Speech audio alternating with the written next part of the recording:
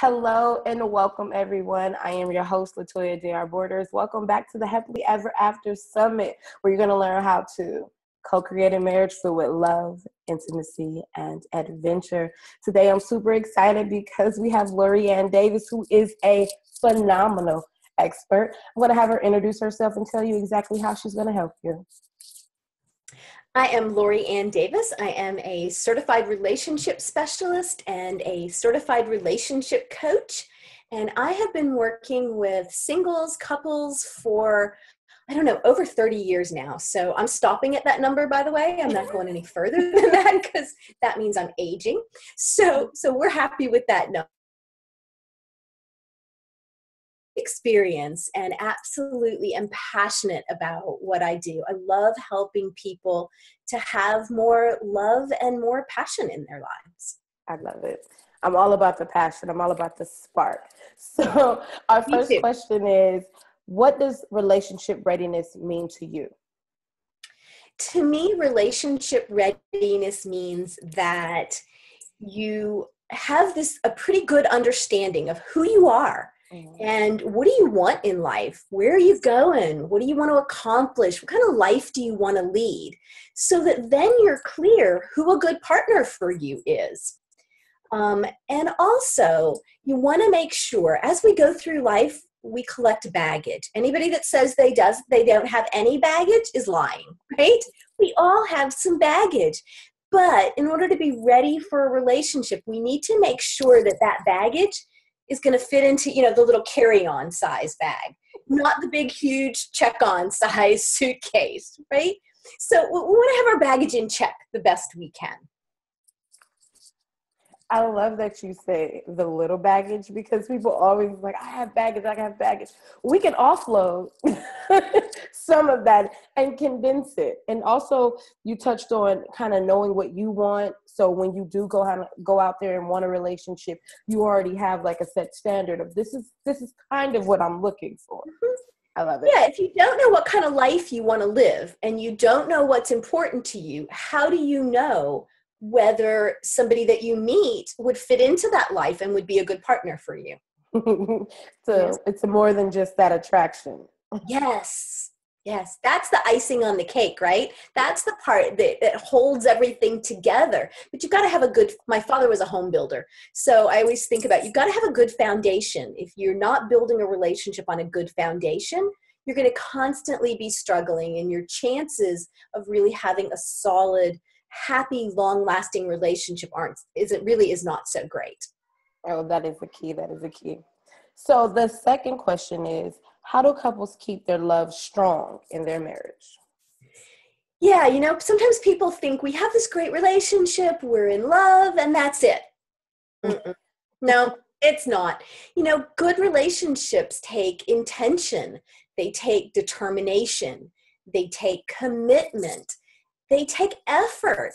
Relationships take work. We have to constantly be investing in them. We have to constantly be curious about each other, learning about each other, growing together, or the relationship gets stale. I always tell people that if you're not moving forward in your relationship, you're moving backwards. There is no stability, right? There's no where you can say, okay, we're in a great space and we can just stay here. Unfortunately, in relationships, that's just not possible. You've got to be moving forward and putting that time and that intention into it.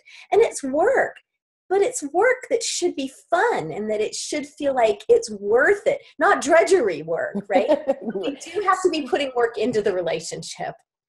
I love that you say be intentional, because a lot of times we kind of just meet somebody, we're dating, and now we're together, and now we've been together for a certain amount of time. Now it's time for us to get married.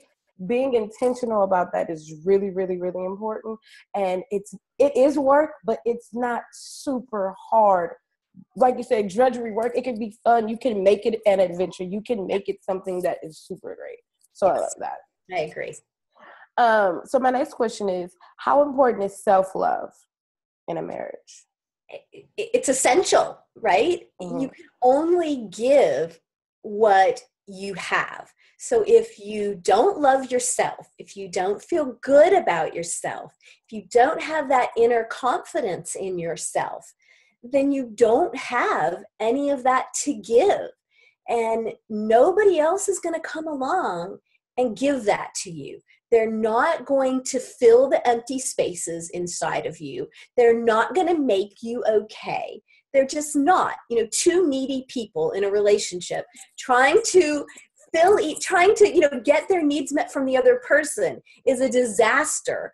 And one person who is feeling like, okay, I'm going to fill your needs. Mm-hmm. There's an imbalance there, and you don't want that imbalance.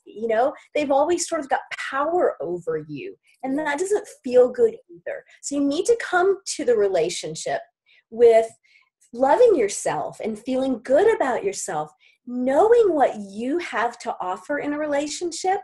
With the singles that I work with, that's an exercise I always give them. I ask them to write down, what makes you an amazing partner? What do you have to offer that somebody would be crazy not to want to be in a relationship with you? And you know what? That is probably the exercise that they struggle with the most. And so until you know that, how can you go out and attract somebody else who is loving and compassionate and meets your needs? If you're in a relationship with somebody and you don't have that, you're not creating that great relationship. You're always trying to take, right? Mm-hmm. And if both people are trying to take, it doesn't work. So we both need to be giving that 100%, the best we can every day. And if you don't love yourself, you don't have enough to give in order to make a great relationship. I think that's a great exercise. I mean, I'm going to encourage people who are already in relationships, who are already married, because sometimes you get in and you haven't done any self-work yet. You're in love and you want this relationship, but you still don't love yourself as much as you should. So I encourage people to do that as well. Like, you're already in a relationship, well, what are you bringing to the marriage? Why are they so lucky that you're their spouse? I like that. Yes. So the next question is, what strategies have you suggested that have successfully helped create passion inside of marriages? Yes, passion. We love passion. A marriage without passion, or even a relationship without passion, it's friendship. We can have lots of friends. Passion is that one thing that we share with that one other person that we don't share, with everybody else. So to have that passion, we want to remember to keep flirting, to have fun, we get stuck sometimes in the drudgery of life, and we forget that when we're spending quality time with our partner, to put all of that aside just for a little while. All the responsibilities, all of those things are going to be there later. You can pick them back up, but actually make it a priority to spend time and to flirt with your partner, have fun with them, schedule in time for passion, put it on your calendar. Passion. It really is. Relationships, what I call unstoppable, and that's the book that I wrote that has a lot of this information in it. You can't have that unstoppable relationship without passion. You just can't. Mm-hmm. I really, really believe that, because for some reason, I didn't think that about myself before. If you understand what I'm saying, can you get what I'm saying? So, yeah, it just touched me just a minute there. Sorry, I had a moment. It just touched me a minute there. I didn't think that you had to schedule it in. Yes. I'm like, that's boring. No, it's not. You're going to start going about life, and everything else becomes a priority. And then you and the fun and your relationship takes a back seat. And then those feelings that you have for each other start to die off.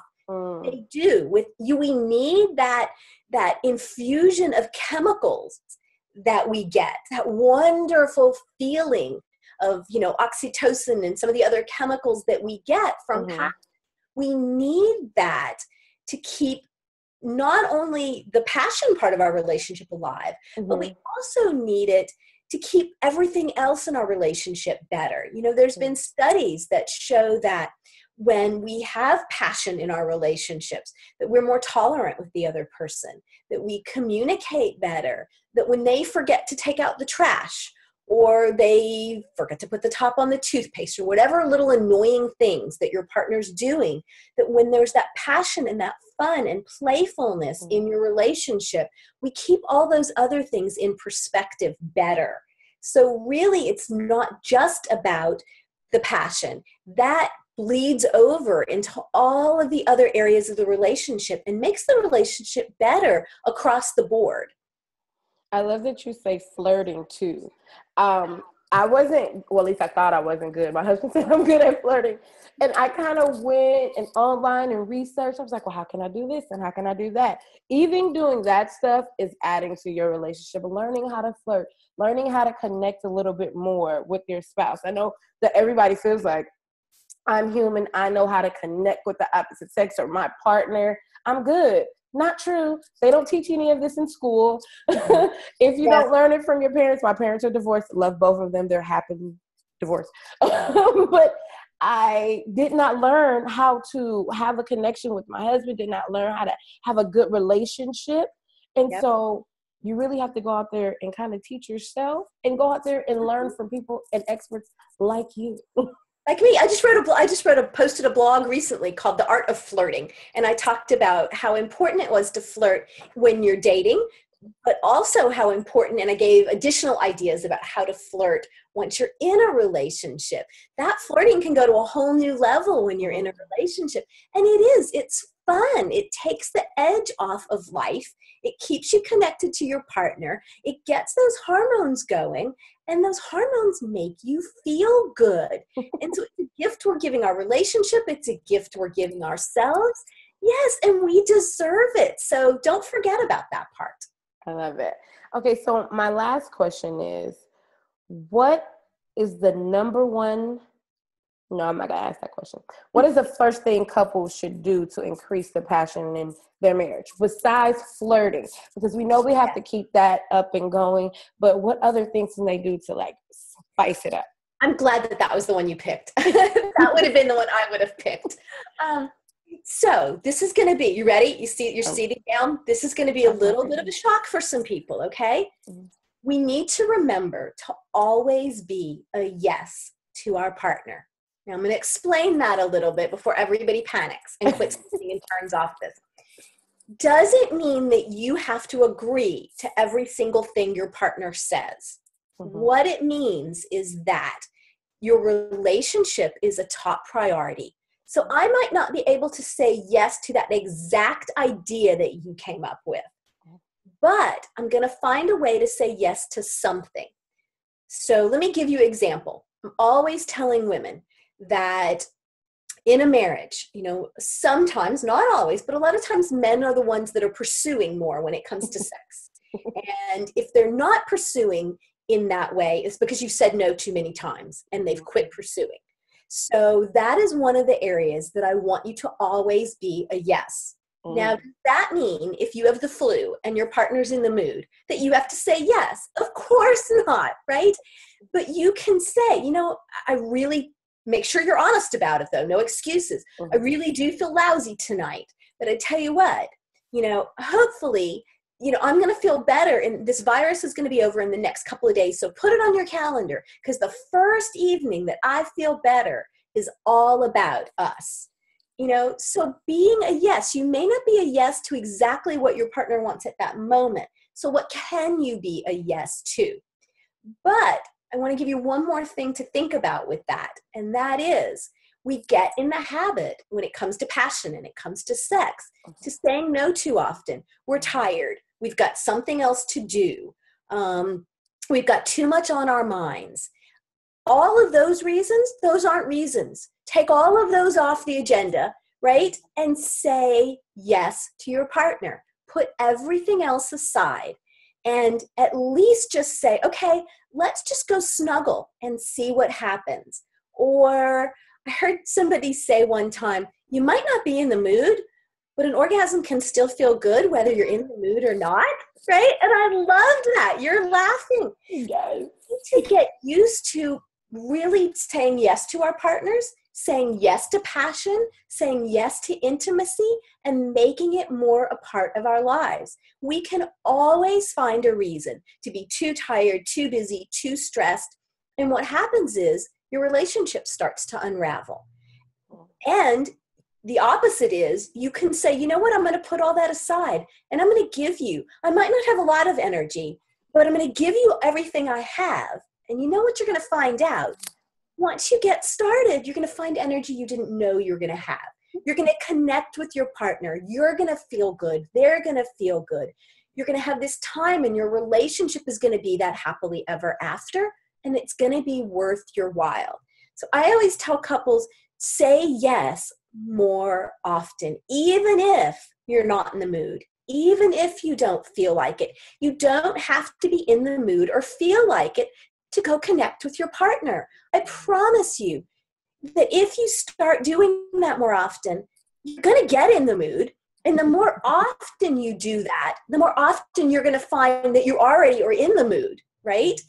You know, the more we connect, the more we want to connect. The less we connect, the further apart we get, and then it just gets spread out more and more. So it's one of those things that needs to be put on our schedule. It needs to be a priority, and we need to say yes to our partners. A free gift for our audience members. Could you tell them a little bit about that? Yes, I know that, we've covered on some things in very general terms. Mm-hmm. So if you have some specific questions that you would like some laser coaching on, then you set up a time. There's a link. You can pick a time, set up a time and schedule it with me, and I will give you some of my time to talk about your specific situation and what you might be able to do to live happily ever after. That is so generous. You guys make sure you click the link. Take advantage of this because not a lot of people offer this, and this is worth a lot. You guys have a good day. Much love. And thank you, Lorianne. Thank you.